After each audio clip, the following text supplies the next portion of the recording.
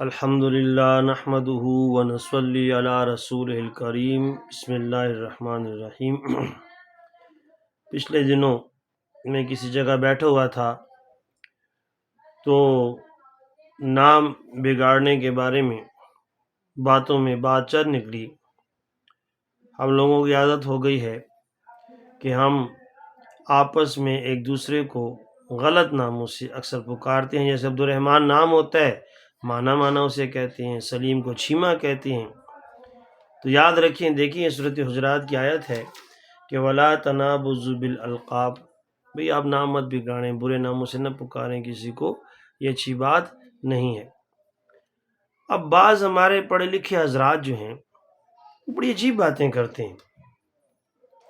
مثلا مجھے کسی نے کہا دیکھیں جی آخر ابو ہریرہ بھی تو نام ہے اور اس طرح سفینہ بھی نام ہے۔ ارے میرے بھائی، بات اس طرح ہے، نبی علیہ الصلوۃ والسلام نے صحابہ کے نام بگاڑے نہیں ہیں۔ صحابہ کے ان کی صفات کے لحاظ سے، ان کی خصوصیات کے لحاظ سے نبی اعظم کو ایک نام سے پکارا، اور وہ نام کوئی ان کی چھیڑ نہیں تھا نعوذ باللہ، لیکن صحابہ عشق رسول میں اتنے غرق تھے کہ ایک دفعہ نبی علیہ الصلوۃ والسلام جب کوئی نام پکار دیا تو انہوں نے وہی نام اپنایا اور اپنا نام ہی چھوڑ دیا ساری زندگی کے لیے۔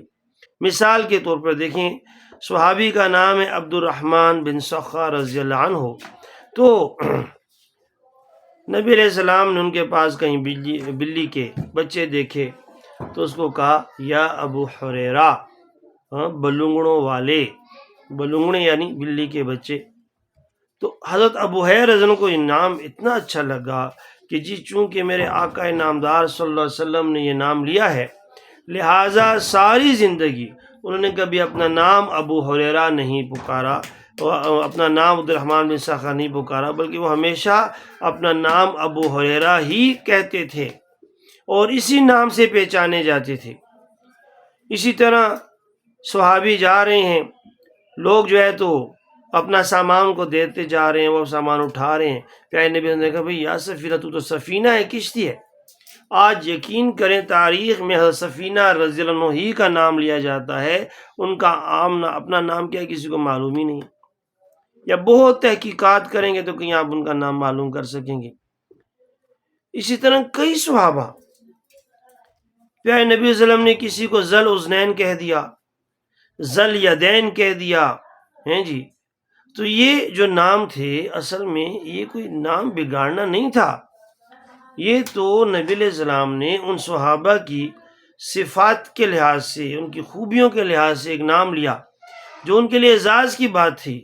بھئی آج آپ کسی کو نام لیں تو نام سوار کر لیں، آپ کسی کو چاند کہیں، ہیں جی، ضروری ہے آپ کسی کا نام ہی بگاڑیں، آپ کسی کو کلو، کالا، مانا، چھیما، ارے بھئی ایسا کیا نہیں، کیا جو ہے نام سوار کے لو اور نبی علیہ السلام کی صفت کو ان کی سنتوں کو تازہ کرو، ان کی سنت کو تازہ کرو، تاکہ ہم اس آیت کی نافرمانی میں کہیں نہ آ جائیں۔